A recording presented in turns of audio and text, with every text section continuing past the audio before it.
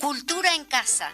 En Radio Fénix CX40 1330 AM.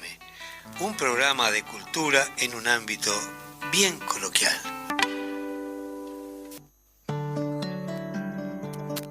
Construyendo la izquierda del futuro. Este 5 de diciembre, votá Fernando para ir a presidente. Votá 1001.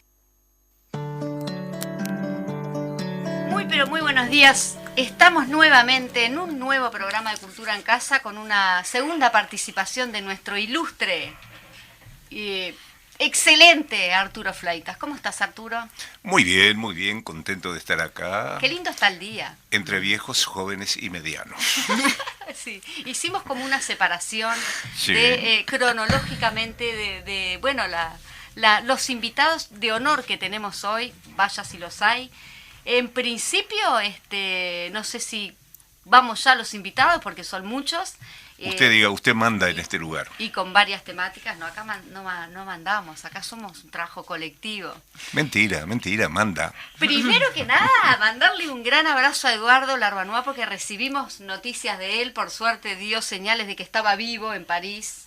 ¿Quién no está vivo en París? Por favor. Y bueno, le mandamos un gran abrazo. Le vamos a hacer una presencia ahí cuando vayamos al corte con una canción del dúo Eduardo y Larbanois, que él generalmente no le gusta pasar canciones de su autoría aquí en este programa, sino que nos hace una especie de relato de los diferentes autores nacionales e internacionales. Bueno, vamos a presentar primero a las chicas que son de un colectivo de teatro que se llama Cooperativa de Mujeres Teatrales, La Equipa Teatro. ¿Se habrá para preguntar con este título? Tenemos acá a Malena Urrutia y a Camila Puente. Bienvenidas ustedes. Muchas gracias. Muchas gracias por la invitación. Jóvenes, jovencísimas actrices y dramaturgas. Vaya si tendrán para aportar a la cultura nacional, como siempre lo decimos acá. Y a mi lado, que estamos compartiendo micrófonos, como ya hemos compartido varias charlas amenas, tenemos a Jorge Bolaño. ¿Cómo está, Jorge? Arrimate acá al micrófono. Jorge no se quiere arrimar porque tiene miedo como que... Tienen la prioridad, buen día. Bueno, pero te estamos presentando. Sí, muchas gracias. Ah, bueno, muy bueno. Qué simpático que estás, Jorge. Muy Jorge es simpático en escena, fuera de escena es muy perfil bajo. Circunspecto. Me decía mucha gente. Sí, es verdad. Sos medio solemne. Sos solemne. Circunspecto.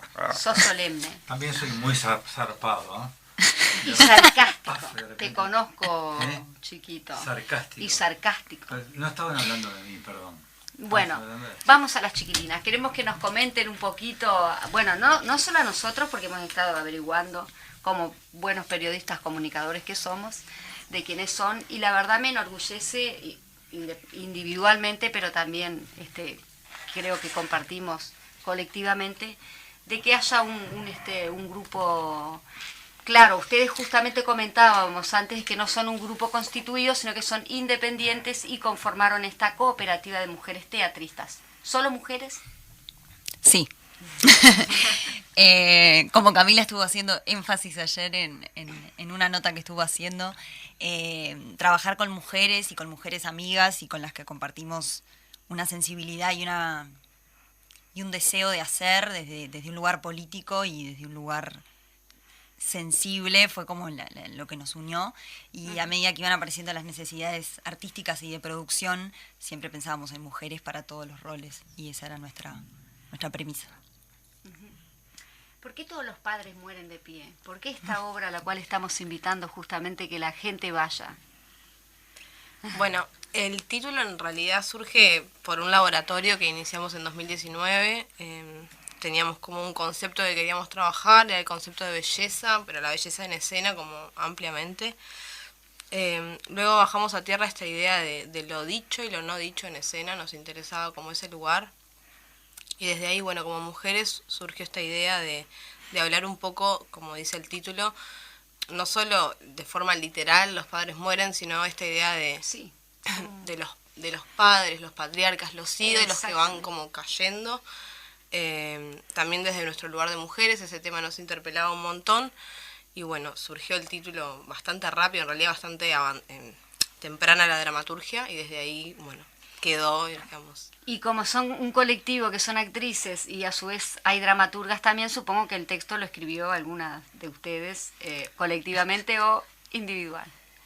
En realidad fue interesante el proceso porque fue mutando. Al inicio del proceso en el 2019, yo, Malena, estaba como en un lugar de dirección que rápidamente quise abandonar porque sentí que quería compartir con mis compañeras desde la escena, y ahí decidimos escribir y después convocar una directora para ese texto. Y algo que también sucedió en ese proceso de roles que se transformaron fue que una compañera, Noelia Bernasconi, había empezado como en ese lugar de escribir y le dio como el puntapié inicial, que fue fundamental, pero en un momento dijo, necesito escribir juntas, y dijimos, vamos a escribir juntas, y se trató de todo el 2020, que en ese sentido la pandemia fue... No fue perjudicial para nosotras porque fue un proceso como de escritura de mesa. O sea, esto de no poder juntarnos capaz personalmente y tener que hacerlo por Zoom, en nuestro caso no nos perjudicó porque no eran ensayos, sino era como sentarnos a escribir. Y cuando se pudo nos empezamos a juntar de nuevo y dedicábamos entre 9 o más a veces, horas semanales, a sentarnos y escribir y pensar cada línea y qué queríamos decir, y ir descubriendo. De hecho, en un momento se nos trancó un poco y decidimos hacer una residencia, estuvimos un fin de semana enfocadas, haciendo ejercicios y escribiendo y dándole ese empuje que necesitábamos. Y fue un proceso, no sé, ahora me parece como increíble. Sí. Es apasionante el mundo de la dramaturgia colectiva. Yo lo he hecho en muchas, sobre todo con muchachos jóvenes que son mucho más libres, son más lanzados. Ahora, ¿qué método usan para escribir? ¿Usan improvisaciones previas o van escribiendo directamente? En realidad, sí, no directamente. Para algunas escenas, como en 2019 hicimos todo este laboratorio, como que ya había información que nosotras habíamos bajado a tierra, que la utilizamos para escribir toda la primera parte. Luego, cuando sentimos esta tranca, que hicimos esta residencia, nos dedicamos a pensar ejercicios, tanto escénicos, corporales, improvisaciones, como también ejercicios de escritura, como ponernos una pauta, bueno, en esta escena tal y tal personaje tienen que estar, y hay algo que no se dice, una sabe algo de la otra pero no se lo cuenta, cosas así como pautas puntuales, y de ahí cómo desarrollar. En grupitos incluso, después compartirlo y quizás unir 2 escenas y ir ahí como desglosando y armando. Yo pregunto esto para introducir un poco a nuestros oyentes en este mundo no visible del teatro, porque la gente ve el espectáculo terminado, pero donde realmente está el teatro, y seguramente Jorge opinará lo mismo, es en los ensayos. En los ensayos es maravilloso. Es ahí donde se busca, se yerra, uno se pelea, se angustia, hasta que finalmente sale y el espectador ve el producto. Pero sería bueno que la gente pudiera ir a ver los ensayos, tal vez se aburran. Sí, creo que en alguna oportunidad hicimos como convocamos a ensayos. ¿Te acordás, Jorge, cuando estábamos justamente, yo estaba dictando clases de los primeros movimientos teatrales en el Uruguay, en el Ateneo, y la idea era que los alumnos de gestión cultural justamente participen de los ensayos para ver desde adentro cómo es que se sale eso que el público ve sin ver lo otro, que también tiene su... Jorge tiene algo para decir. Sí, porque a mí me consta a lo largo de la vida teatral que mucha gente, capaz que Arturo también te ha pasado, me ha dicho, a mí me interesa muchísimo ver la interna, la cocina del teatro, ¿no? Y en general, a veces se chocan, no es que se choque, pero depende de la opinión de un director, de una producción, y bueno, y hay etapas y etapas como para que alguien amigo nuestro venga y se siente en una platea, pero es muy fermental, muy rico lo que pasa ahí, lo que estaban diciendo ustedes, es maravilloso. Es una etapa que cuando se termina, no es que uno se quede triste, pero después uno la mira en perspectiva durante las funciones y dice, ¿cómo se llegó a este lugar? No, es increíble. Yo creo que es una etapa intransferible. Sí, para uno o para el público, porque igual se lo está para uno, el público después ve el producto. Sí, exactamente. No, pero digo, yo le doy una importancia bárbara. Está muy bueno que hayan metido este tema. Sí. Del antes, ¿no? Y bueno, y en este caso, si también en el antes estamos hablando de una dramaturgia, ¿no? O sea que es todo un trabajo y sobre todo colectivo. Es colectivo desde el principio, ¿no? Sí. Desde el texto hasta la creación activa, digamos, en los ejercicios. Y también es interesante lo que decían de ese trabajo de mesa, de cómo también utilizaron el recurso positivo de una pandemia para justamente trabajar como generalmente el actor trabaja primero en trabajo de mesa, improvisación y luego va al movimiento. No necesariamente, pero quizá a ustedes en ese sentido les favoreció justamente. ¿Y qué impacto han tenido del público de la obra? ¿Qué es lo que reciben? Bueno, primero sobre esto que decía Jorge Bolani, me parece que es tal cual lo que estamos transitando un poco ahora, porque estrenamos el sábado y funciona el sábado, funciona el domingo y yo el lunes me desperté devastada. Era como que había algo que se me había escapado, ¿no? Y a la vez el proceso de las funciones y de compartir con el público es hermoso. Todas lo disfrutamos mucho, pero hay algo, ¿no? Teníamos esta sensación, muy atrevidas, porque ninguna atravesó un parto de nosotras, pero teníamos esta sensación como de cosa post, como de... Sí, que una vez que parís la obra, ya es del público y ya como que hay algo que no que perdés, pero como que se transforma el lugar en el que vos estás. ¿Podemos Entonces, mencionar al resto de las chiquilinas que Sí. están ahí Sí. en escena? Las 5 actrices, que fuimos las 5 dramaturgas, Noelia Bernasconi, Victoria Otero, Daniela Soca, Camila Puente y Malena Urrutia, que soy yo. Después en el equipo también están... En producción está Lucía Martínez, en diseño de vestuario Cecilia Martínez, diseño de luces Lucía Godoy, diseño de escenografía Belén Perini y dirección Soledad Gilmet. Sí, tengo el gusto de conocer a Godoy porque es la hija de un vecino de allá de Neptunia que es artesano que vende en la feria. Es increíble como el Uruguay es chico. Sí. Y Jorge Bolañi, perdón Arturo, Yo tengo una curiosidad, perdón. Dale, Jorge. tenías después si querés Urrutia, preguntar. ¿sos algo de Agustín? No, pero todo el mundo nos pregunta, porque Bueno. si Uruguay es chico, el mundo teatral es diminuto. No, soy parte del mundo. Sí. No, porque lo conozco del ambiente artístico. Sí. No, pero no somos parientes, pero nos conocemos. Bárbaro, gracias. ¿Dónde se presentan, chiquilinas? Estamos en el Teatro Victoria. Ajá. Uy, qué lindo espacio. Precioso. Qué lindo. Ay, divino. Es Sí, hermoso. incluso cuando escribimos la obra, la pensábamos para el Teatro Victoria y fue un placer y una felicidad poder estar ahí. Estamos sábados y domingos, estrenamos el fin de semana pasado y quedan todavía 3 fines de semana, los 2 fines de semana de noviembre y el 1 de diciembre, los sábados 21 horas y domingos 19:30. Las entradas las pueden reservar por el mail laequipateatro@gmail.com, todo junto en minúscula, y se abona el mismo día en boletería, un ratito antes. Hay débito. Hay débito. Dato importante que todo el mundo pregunta. Efectivo o débito. Sí, porque... Efectivo, crédito, débito. Bien, buen dato, sí. Que vale. Bueno, una curiosidad atrevida. ¿Los hombres tenemos alguna posibilidad de participar en ¡Ay! alguna cosa? ¡Qué buena pregunta! Bueno, en esto que me preguntaron, que yo me puse a hablar de lo que sentíamos nosotras y no hablé del público. El público también mayoritariamente mujer.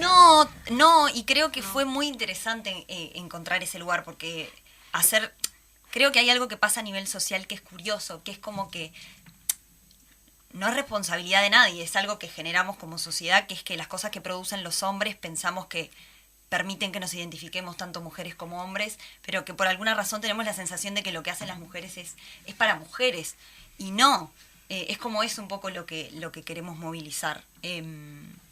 Como que las mujeres se identifican con los héroes masculinos, pero los hombres no con las heroínas. Entonces, ¿qué pasa con eso, no? Si bien esta no es una historia de héroes ni de heroínas, bastante lo contrario, ¿no? Tiene más que ver... O sea, lo que percibimos en el público masculino es que, no sé, en tu experiencia, pero mi padre, por ejemplo, la fue a ver y si bien estaba este chiste de, los padres, jaja, jeje, o sea, siento que le llegó con tanta profundidad y que le habla tanto y lo interpela tanto como... Realmente siento que ahí le habla a todos los géneros y Y llega. quizá también te conoce un poco más a través de esa representación, ¿no? Seguramente. Quizás los hombres conocen más a las mujeres a través de esa representación. No solo a las mujeres, sino a lo que pasa, a los problemas, a las problemáticas, a los conflictos, a sacar un poco esa idea que tiene, ¿no? el patriarcado de ver a la mujer desde un punto de vista que a veces no corresponde, ¿no? Yo miro sus caritas y me miras con atención. Bien, acá estamos con Jorge Bolañi, no te vas a escapar si vos querés seguir No, preguntando. yo quiero- Jorge es nuestro tercer, porque somos dos conductores, uno es un conductor especial y ahora sumamos otro conductor especial. No, invitado. Invitados. No, pero quería preguntar, más que nada afirmar que uno, de acuerdo a lo que decían las compañeras, es que en la cartelera teatral cada vez se nota mucho más la presencia de las creadoras, tanto en la actuación como en la parte plástica, como en la dramaturgia. Realmente es en cantidad y en calidad también, supongo, se está... es un hecho muy claro, muy concreto, ¿no? Que aparte de que es una cartelera de Guinness, el Uruguay, ¿no? Por la cantidad de espectáculos que hay. Y ahora que después de la floja de la pandemia se vuelve a esa cantidad absolutamente increíble de espectáculos que se estrenan en Montevideo, más Sí. que nada, pero en el interior también, pero en Montevideo es una cosa que a mí me llama muchísima atención desde hace muchos años.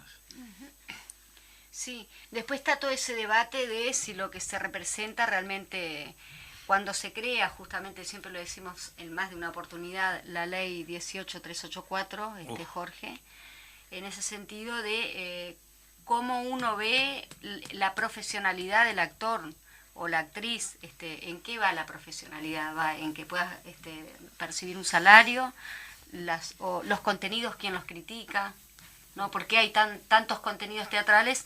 ¿Todos son buenos? ¿Qué es que todos sean buenos, no? Nombraste una ley que no está sancionada todavía. No, la 18384, la que no está sancionada, la que está en el Parlamento, Exacto. que es la ley de teatro independiente. Bien, esa ley es gravísimo lo que está ocurriendo. Bien. Porque ¿cuándo fue? ¿2018? 2019, Sí. cuando estuvimos en el Parlamento. Sí, votada por mayoría, ¿no? Por mayoría Parlamentaria. de todos los colores políticos. Exactamente. Y está ahí sepultada. Entonces, digo, queremos respuestas, pero es difícil eso, ¿no? Es difícil. No hay que aflojar la voluntad y no cejar en el esfuerzo, pero me parece que es un ninguneo que no tiene ningún sentido, no tiene ninguna justificación y ninguna argumentación después de haber sido por unanimidad aprobada en un Parlamento, ¿no? Sí. Bueno, pero hay quienes dicen que en realidad fue aprobada o fue votada como porque estábamos en periodo electoral y que a mucha gente le servía también, a muchos parlamentarios, votarla para ver si tenía algún rédito político positivo. Y otros otros comentarios que la votaron simplemente porque la desconocían. Y es lamentable, porque eso también refleja la situación cultural, bueno, estamos hablando del teatro en este caso, pero la situación de las pocas políticas culturales que tenemos, ¿no? Que nos amparan. Justamente tú decías, me tengo que ir porque tengo que ir a trabajar, como fue que me encantó y te dije decirlo al aire porque... Que no vivo por ahora del teatro, muy difícil, muy pocos viven solo del teatro, así que en un ratito yo me tengo que ir. Se tiene que ir a trabajar, como que el trabajo... Digo, trabajo del teatro, pero no me solventa. Exactamente. Sí, es que el teatro uruguayo tiene esta característica de que los artistas uruguayos son profesionales en cuanto a la responsabilidad con que encaran su trabajo, que hace que el teatro uruguayo tenga el sitial que tiene en el mundo, no solamente acá. Pero somos amateur porque no cobramos. Al contrario, muchas veces pagamos para hacer teatro, porque que debe ser, estoy seguro que es la situación que tienen ustedes. Es verdad que está muy precarizado, sí, el trabajo en el teatro. Nosotras particularmente creo que tuvimos, no suerte porque son cosas que generamos desde el trabajo, pero sí muchas veces ya sabemos que la meritocracia no existe y que muchas veces igual trabajas y hay cosas que son difíciles de alcanzar porque bueno, por la realidad. Pero nosotras contamos con un espacio de ensayos hermoso que fue gratis, que fue Las Pioneras, la Plaza Las Pioneras, que tiene un espacio feminista. Entonces no tuvimos que pagar sala de ensayo, que es algo muy caro. Y el INJU también. Y el INJU Gratis. también gratis, que nos presentamos con el proyecto y nos prestaron un espacio.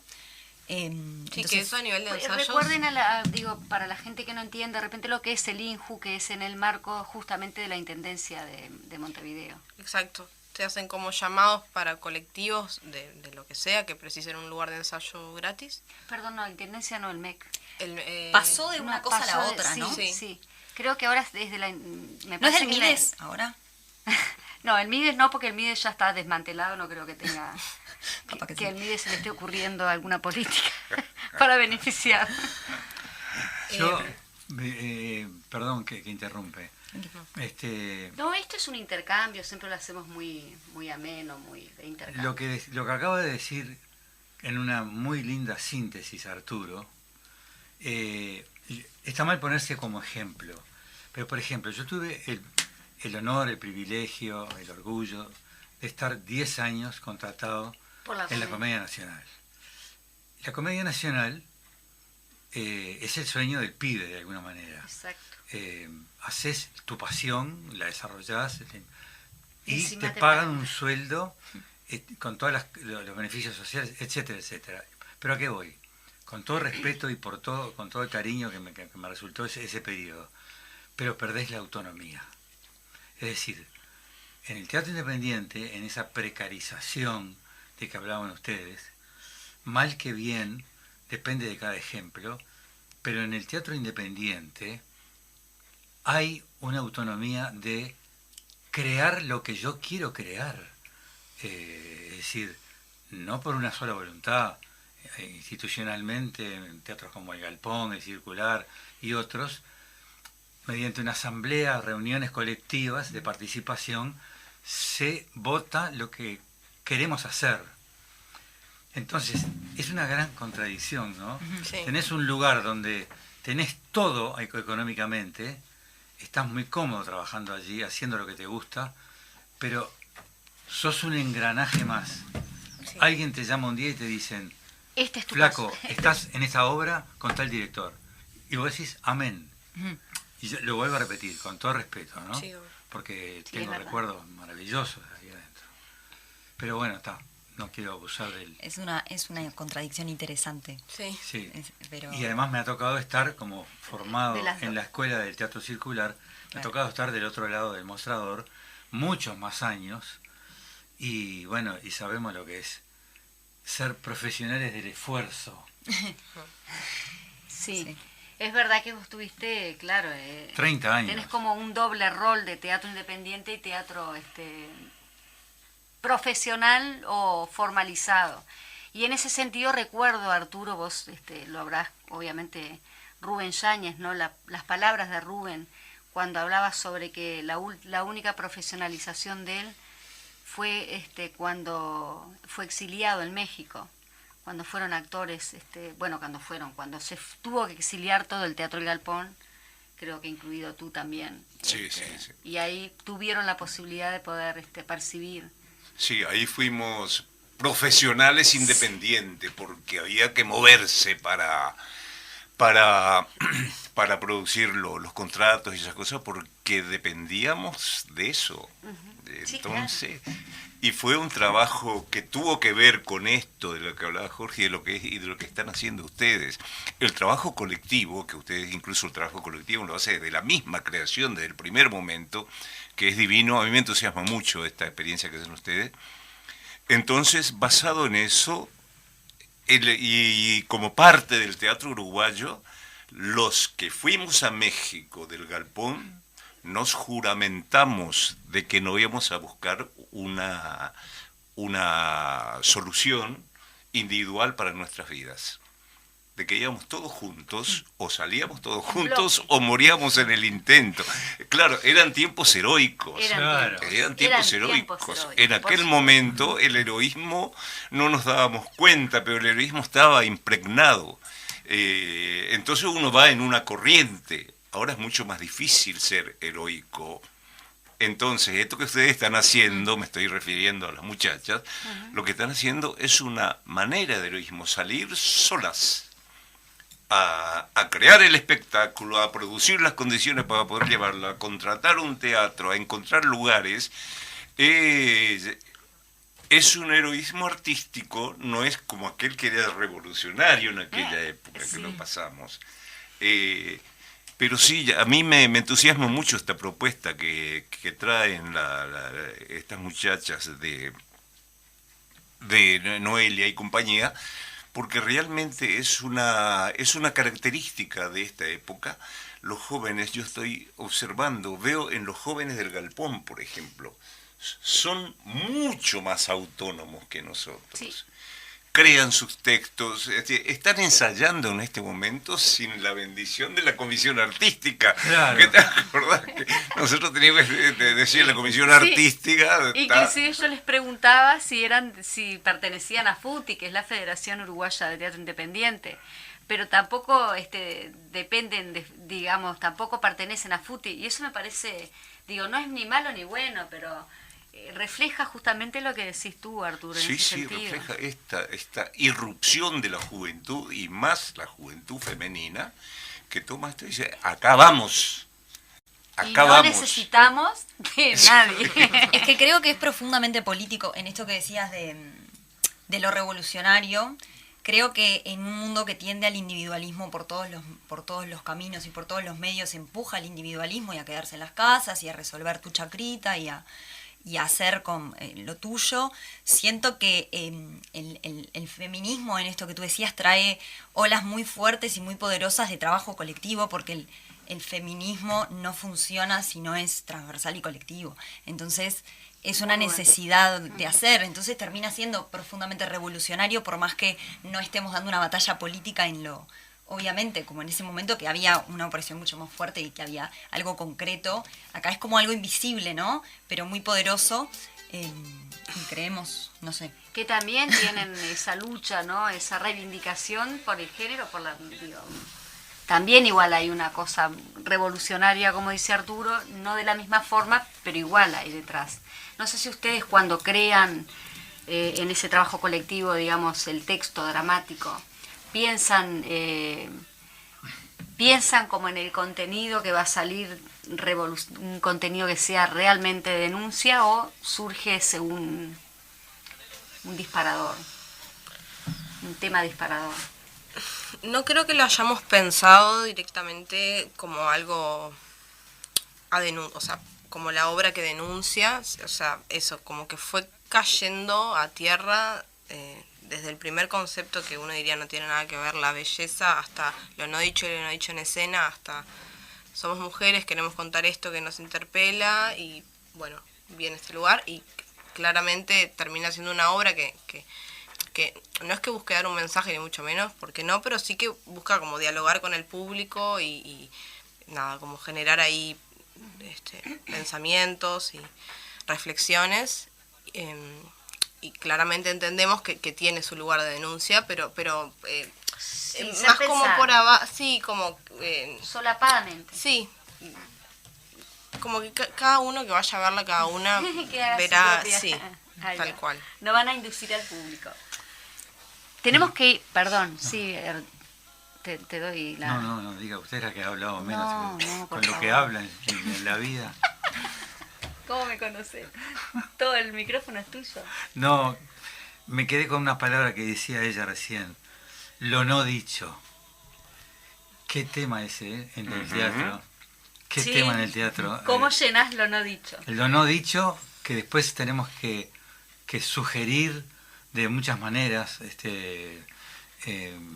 al espectador. Sí, que no está dicho verbalmente, pero que, sí, que está ahí, que hay una trama, hay una energía. De hecho hay mucho silencio Sí. en la obra, hay mucho silencio. Y eso a la gente no le gusta. Dicho sea de paso, cuando fueron, bueno, tenemos acá al actor de Whisky, dicen que como que Whisky es lento. Bueno, ahí nos metemos en otro tema. Después vamos a ese tema. No, yo decía esto y redondeo para no acumular, sí. que tenemos los autores, por ejemplo, todos cuando nos preguntan, a ver, tu autor predilecto, el máximo, en general está William Shakespeare ahí, ¿no? Sin embargo, yo no es que lo tenga por encima, lo tengo, digamos, en un nivel paralelo. Para mí, Anton Chekhov es un autor que es el maestro de lo no dicho. Tal cual. De lo no Sí, dicho, es decir, como decía, los silencios, las pausas, pero que no son vacías. No. Cuando los personajes se quedan así y no dicen nada, dentro del Parlamento o en una pausa nomás, algo está pasando siempre. Sí. Y eso es lo lindo trabajar, ¿no? Incluso diálogos que pueden ser banales, de, bueno, ¿querés un café?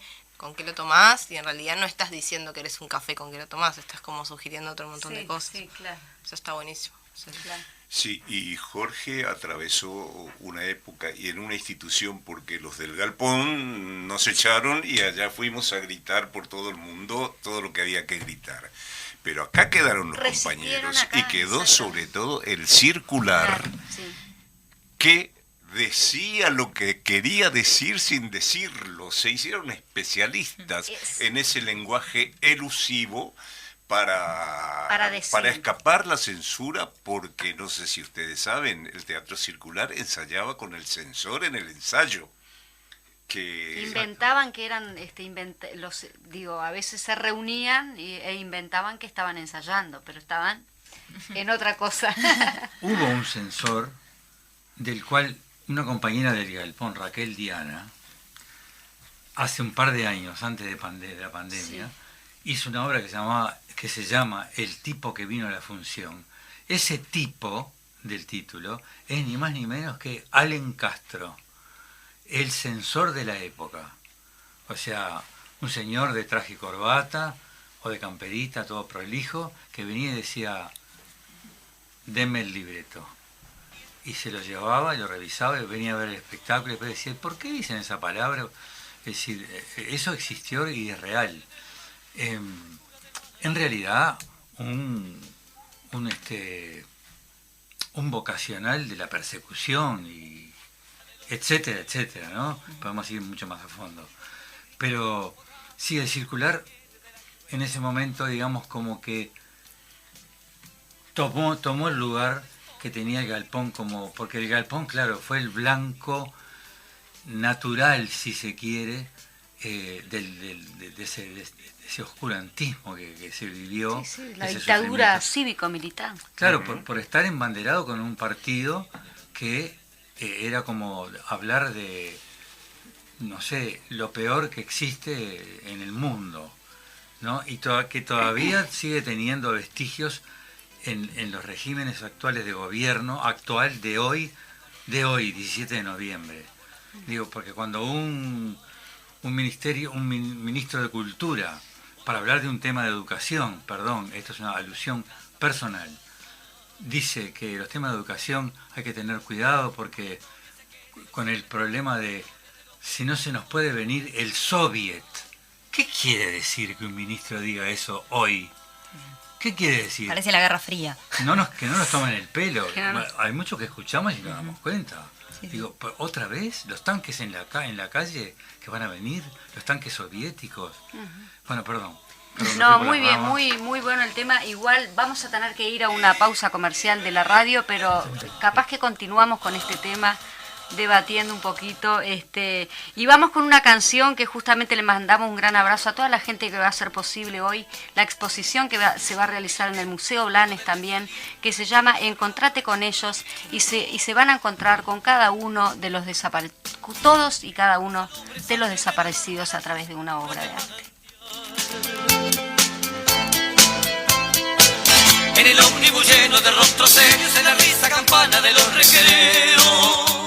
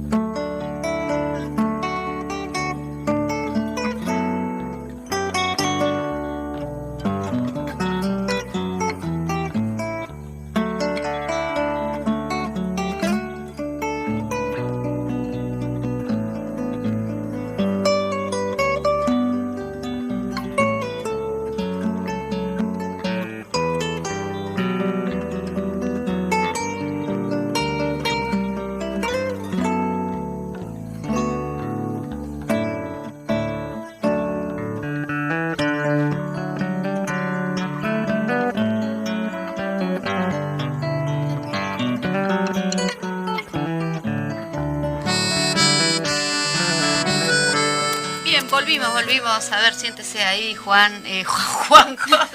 Ya le cambiaste el nombre. Sí, hay tantos Juanes. Volvimos, estamos al aire nuevamente. No, porque ¿saben qué? Vamos a comentar que estábamos de fotos, sacándonos fotitos para poner en las redes, porque este programa obviamente sale en YouTube y capaz que agregamos ahí también al Facebook del programa Cultura en Casa algunas fotitos que nos sacamos acá los artistas, los actores, viste que siempre estamos con ese tema de... Me gustaría retomar la conversación, el tema de que veníamos, ¿no? Que habíamos generado esa instancia de reflexión un poquito y lo necesario que es también en este momento defender la cultura, porque la vamos a tener que defender porque evidentemente se nos están yendo las pocas políticas culturales que teníamos y vamos a tener que buscar recursos. Y no es menor lo que estabas diciendo antes de irnos al corte. Si querés te dejo todo tú. No, era simplemente retomando la imagen que dio Arturo sobre aquella época tan terrible de los 70, donde algunos, como quien habla, habíamos recién egresado de la escuela del teatro y bueno, y éramos muy novatos a todo nivel, pero por lo pronto metidos dentro de una institución que, como el Galpón con el circular, te va formando como integrante, no solo como actor, como integrante de un colectivo, a tomar las resoluciones entre todos. Y bueno, y pasando a lo artístico, eso, ¿no? Cómo había que ingeniárselas. Tuvimos la gran fortuna, no sé, algo así, una estrella que cayó, para mí, mi gran maestro Jorge Curi. Justamente yo pensaba hablar de Curi, que fue Habla. maestro. No, habla vos. Porque yo te iba a preguntar a vos. Habla de Curi. Sí, que en realidad llegó como del cielo, ¿no? Para el circular que estaba envuelto en esa gran responsabilidad y empezó a elegir un repertorio donde podía con su talento transmitir a través de los textos, él junto con Mercedes Rein, una gran dramaturga y mujer de teatro, otra vez la mujer, ¿no? En aquellos años, que era la que tamizaba, pasaba por el filtro, gran traductora de autores europeos. Y bueno, y empezaron a aparecer espectáculos, digamos, la concreta, como El Herrero y la Muerte, Doña Ramona, Esperando la Carroza, todas obras que en algún momento el espectador, que no se podía reunir en la esquina, en la calle, pero adentro del teatro era como un nuevo lugar de reunión, y en el circular, que al tener 4 plateas, vos te sentás y mirás y lo estás mirando a tu compatriota, lo estás mirando, es esa magia que tiene ese espacio. Y bueno, y sí, eran todos esos significados que habían subterráneos, digamos, pero muy claros, estando lúcidos, ¿no? Desde el punto de vista de la sensibilidad. Y eso es lo que había que hacer, aguzar el ingenio contra ese enemigo feroz, despiadado, y bueno, y todo lo que se pueda decir. Después ocurrió una cosa curiosa, Arturo lo sabe mejor que yo. Viene la otra etapa, por suerte, la recuperación democrática, y medio como que nos quedamos, ¿y ahora qué hacemos? Porque teníamos un montón de autores para hacer. Estábamos como en libertad, digamos, ¿no? Pero se bajaba a veces un poco la guardia. No es que uno se despreocupara, pero bueno, no había que hacer ese trabajo hilar tan fino. Sí. No sé si me explico. Sí, claro. De buscar los significados que los autores habían puesto en el espíritu de sus obras, ¿no? O sacar algunos que eran muy evidentes y transformarlos con otros que puedan decirlo, pero sin decirlo. Claro, y el otro peligro era no hacer panfleto. Claro, era una tentación. Era una tentación. Porque ahora se podía. ¿Eh? Ahora se podía. ¿En qué andas, Jorge Bolañi? ¿Te estás ensayando algo? Sabemos que acá tenemos el currículum de Jorge. Jorge Bolañi es un actor que tiene muchas obras de teatro en su haber, pero también tiene muchas películas, cosa que lo hace un actor bastante rico, en el sentido de que cuántos actores, así como decíamos de la comedia, cuántos quisiéramos también incursionar de repente en el cine, y no todos tienen la misma. Majo quería desembocar en el cine. Yo no quería desembocar en el cine. Y yo estaba esperando la pregunta de Arturo sobre Curi. Porque para no monopolizar. Pero ¿y Meyerhold? Porque capaz que nos podemos, cuando nos vayamos de este programa, que lamentablemente siempre se nos hace corto, nos podemos despedir con algo de Meyerhold, pero todavía podemos intercambiar un poquito más. Yo siempre digo, ¿cómo invitamos artistas y no los hacemos por lo menos actuar? No, obviamente, a mí me da esa cosa de decir, bueno, un músico, tocate un poquito nomás, no todo. El músico puede agarrar su instrumento y tocar, digo. El actor es más difícil. Que es su propio instrumento. Sí. El actor es su instrumento. Sí, sí. ¿No? Su voz, su gesticulación, su gestualidad, digo, su cuerpo, su sangre, todo. Y a veces somos un poquito más renuentes en un micrófono decir un texto, porque nos parece como que no es el ámbito natural. No, es verdad. No es una falta verdad. de respeto, ¿no? Pero yo igual traje algo. Eso es verdad, No. Porque es verdad eso. Así como decimos que el actor es su propio instrumento, justamente cuando hablábamos de los vacíos, esos escénicos, de los silencios, un poco va también por ahí, ¿no? Sí, creo que lo rico del teatro es todo lo que hay. Si bien obviamente se puede venir a una radio, se puede compartir un texto, se puede transmitir una sensibilidad por la voz, y si se podrá, como que nos seguimos preguntando, ¿no? ¿Qué tiene de distinto el teatro? ¿Por qué el cine no se lo comió? Y es porque es una experiencia absolutamente distinta en la que el cuerpo presente y en la que todas las artes confluyen, la música, las luces, la respiración del público, todo se completa y me parece que eso es las miradas, los momentos de romper la cuarta pared, si los hay, en cada función van a ser distintas y es como... Sí, eso es verdad. La Cada especificidad función es maravillosa y sobrevive y seguirá sobreviviendo. Y en el cine se puede repetir. Bueno, eso es lo que Una no me escena. gusta. En el teatro cuando arrancó no hay retorno. No hay retorno. Claro. No, te equivocás en escena y tenés que improvisar. ¿no? Y El cine te permite. No hay dos funciones iguales. Eso es verdad, que no hay dos funciones iguales. Sí, es verdad. No solo porque todos no estamos iguales todos los días como robots y hay que intentar no serlo, ¿no? No colocarse en el lugar cómodo de bueno, entrar, como se dice en la jerga teatral, automatizarse, mecanizarse. Sí, la técnica. Porque eso es como un poco la muerte. Es la muerte. Es la muerte de ese proceso que se hablaba antes, tan fermental que hay en los ensayos. Hay que hacer un esfuerzo. Curi, lo tengo que traer siempre a colación, nos decía, hay que hacer el esfuerzo e intentar que cada día sea como el primero. Es una cosa compleja, pero bueno, por lo menos reflexionar sobre eso. Porque la comodidad y el hecho de, bueno, ahora voy y repito estos movimientos y esta letra, estos parlamentos, tiene ese costado peligroso. Porque al espectador no hay que subestimarlo, todo le llega al espectador. A veces el espectador se aburre porque estamos mecanizados. También se aburre por eso. Y el espectador también da. Y eso es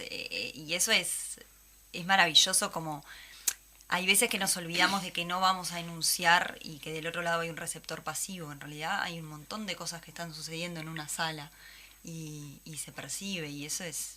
Y por eso también cuando hablábamos antes en el bloque anterior de qué viene después del estreno y de abrir ese proceso y de que la gente lo empiece a ver, para mí es mágico. Yo cuando salgo, obvio que quiero saber si te gustó o no te gustó, pero sobre todo quiero saber qué sentiste, qué te pasó, en qué pensaste. Por ejemplo, había unas chiquilinas que nos decían, salí pensando en mi familia. Y es eso, o sea... ¿Qué comunicaste? Sí, y cómo se completó eso, ¿no? Cómo resonó eso. Y al otro día, y a la semana siguiente.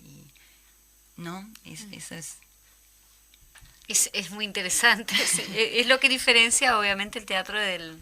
Sí, que el actor tiene, el público ahí, se percibe todo, el movimiento, se percibe cuando el público está aburrido también, porque independientemente de que uno está en el personaje, en algún momento mirás al público. Pero acá yo le iba a hablar a Jorge de Curie porque es un maestro que compartimos. Mi primer maestro de teatro fue Jorge Curie en el Galpón, y fue el maestro del teatro circular.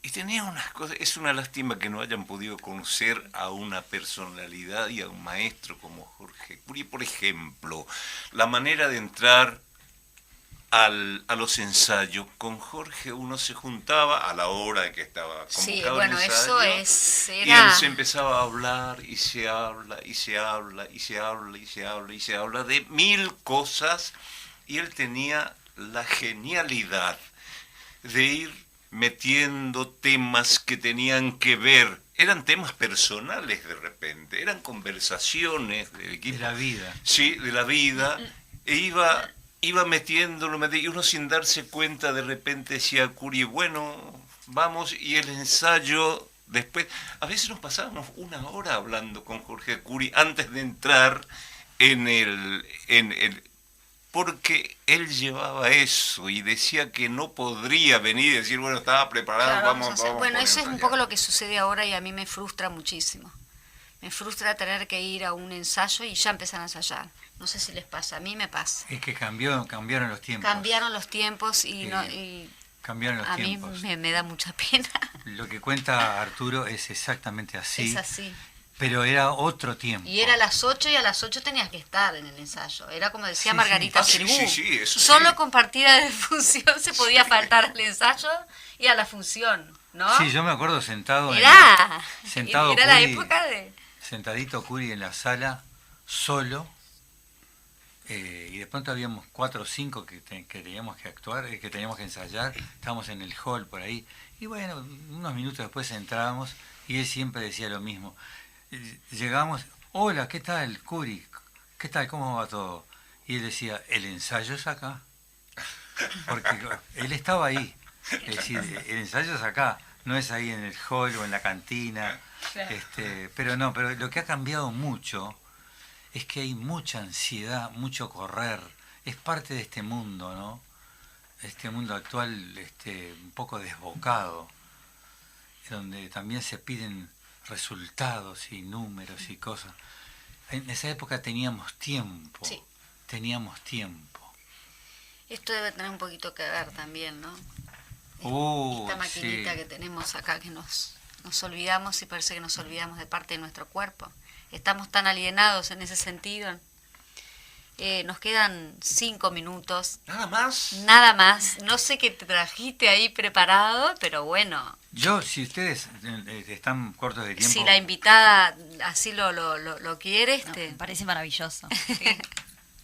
No, porque cuando me convocó Majo, hablamos un poco de teatro y de cosas y de la carrera, y me dijo, bueno, si yo me animaba, Siempre hago lo mismo. acá en el estudio. Entonces yo me acordé de un personaje que para mí ha sido un mojón. Siempre que en alguna entrevista siempre te preguntan, es clásico que te pregunten, ¿cuál es tu personaje preferido? Como que si lo hubiera, ¿no? Entonces es muy complejo definir eso en un solo personaje, porque los querés a todos, tenés un afecto por todos, finalmente. Sin embargo, estando yo en la Comedia Nacional, justamente, y acá se da una correspondencia con el Teatro de las Chicas, se generó dentro de la comedia un espacio experimental, paralelo al repertorio oficial, en el cual el que quisiera investigar algo en horas diferentes de los ensayos oficiales. Y entonces se generó el embrión de lo que después fue un espectáculo que fue a público. Primero se hizo a la interna, un ensayo, una investigación que duró 1 año y medio y que se llamó Variaciones Meyerhold. ¿Quién era Meyerhold? Porque acá te vamos a tener que apretar los tiempos. Meyerhold fue un hombre de carne y hueso, ruso, teórico, docente, director, fundamental, pero que vivió en la época stalinista, época complicada para el arte, porque en ese momento el régimen tenía una mirada sobre el arte muy rígida, muy estructurada, y este hombre vino a romper los moldes, vino a transgredir, vino a hacer algo revolucionario, es decir, priorizar la imaginación del actor en el acto creativo, en base a improvisaciones, en base a ejercicios con el cuerpo. Creó un método que se llama la biomecánica, que tiene un nombre un poco, a veces un poquito como, suena como, sí, como demasiado importante, sí. Pero la biomecánica es simplemente un trabajo sobre el cuerpo del actor, porque el actor es su cuerpo también, y cómo él, a través de los ejercicios e improvisaciones, lograba que en determinados movimientos se fomentaban determinadas emociones. Una cosa diferente. Él la llamaba un proceso revolucionario. Y fue metido preso, ejecutado, torturado, y al revés, torturado y ejecutado. No por sus ideas políticas, porque él pertenecía al partido y al régimen, ¿no? Sino por sus ideas estéticas, es decir, la persecución por la creatividad, porque rompió con todos los moldes de la época. Y entonces, bueno, habían conferencias que él daba y lo tildaban de contrarrevolucionario, lo tildaban de cualquier cosa, y terminaron metiéndolo preso y Stalin lo mandó a ejecutar. Bueno, es una vida muy, muy, muy rica y muy, muy trágica en ese sentido, pero el autor argentino Eduardo Pavlovsky reunió una obra en texto propio, pero sobre hechos de Meyerhold, y bueno, y eso fue lo que estrenamos en la Comedia Nacional. Yo tengo ahí una cantidad de párrafos como que podría leer apretadamente, pero creo que va a quedar para otra oportunidad. Dejamos al público. Yo miro al Fede a ver si vamos redondeando. No, dice que podés leer uno. Sí. Le estamos preguntando al jefe de acá, al operador, que es el que que nos dice más o menos. Le robamos unos minutitos, si querés podés... Yo que encontré el mítico libreto de hace 11 años, la obra se estrenó en 2011, está cumpliendo 10 años, y ahora empieza así. Dice Meyerhold en escena: me río mucho últimamente. Me río mucho, pero estoy perdido. Desconozco las causas por las cuales estoy detenido. Es más, hay un problema estético. Me meten preso por un problema estético. ¿Por qué? No les gusta mi imaginación. Les parece subversiva. No entiendo. Porque hemos discutido de estética, y en una discusión estética termina uno preso. ¿Por qué? Es gravísimo. No, es gravísimo. Hemos discutido en un congreso sobre estética y hoy estoy acá preso. Y voy a detenerme en algunos puntos brevemente por los cuales se me considera un contrarrevolucionario. Primer punto. Dicen que defiendo la improvisación. Es verdad. Defiendo la improvisación porque la improvisación es la imaginación creadora del arte. Muere el actor que solamente repite la letra. La imaginación es revolucionaria. Trotsky y Lenin crearon el imaginario posible para la revolución, para la realidad. Y yo pienso que toda revolución es imaginativa. Y ahí comienza. Y ahí, así arranca la obra. Y bueno, está, sí, lo que es la imaginación, ¿no? Sí, muy poderoso y para los regímenes muy peligroso, ¿no? Creo que viene por ahí. Muy bien, Da Arturo. para mucho. ¿Qué dice usted? Bueno, es la segunda vez que estoy en un programa y siempre me hace cortísimo. Cuando te uno hace está cortísimo. entusiasmándose ya tiene Es que muy irse. lindo, pero ahí ya haríamos como Curi que dice esto no es el ensayo. Ahí si seguimos al aire podemos seguir en otro momento, sí, cómo no.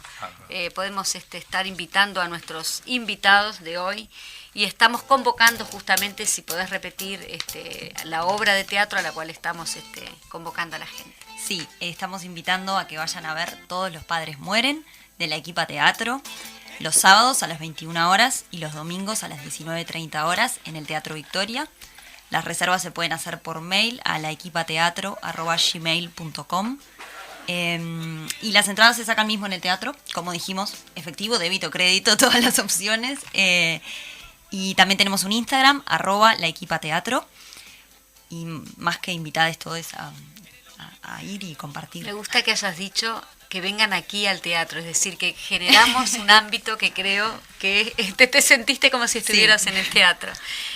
También encontrarte con ellos, queremos anunciar de que va a tener 2 instancias allí en el Museo Blanes, porque tienen que respetar el aforo y hoy va a ser, digamos, el lanzamiento y para el jueves que viene también van a estar con una especie de invitación también un poco. Va a participar la intendenta de Montevideo el jueves que viene y va a estar también la directora de Cultura de la Intendencia, María Inés Olvaldía. Así que nos estamos despidiendo hasta el próximo jueves y muchas gracias a los invitados por regalarnos esto. Gracias. Gracias a ustedes.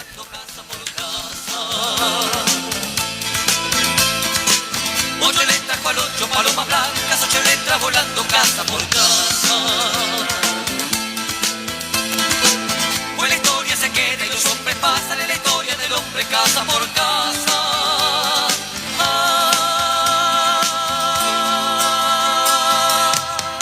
Ocho letras de guerra, 8 letras de paz, 8 letras tan solo.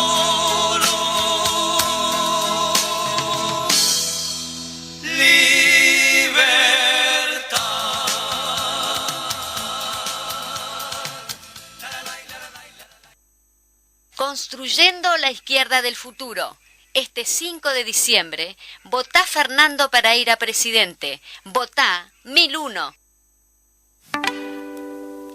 Cultura en casa. Todos los jueves, de 12 a 12:30. En Radio Fénix CX40 1330 AM. Un programa de cultura en un ámbito bien coloquial. Los esperamos.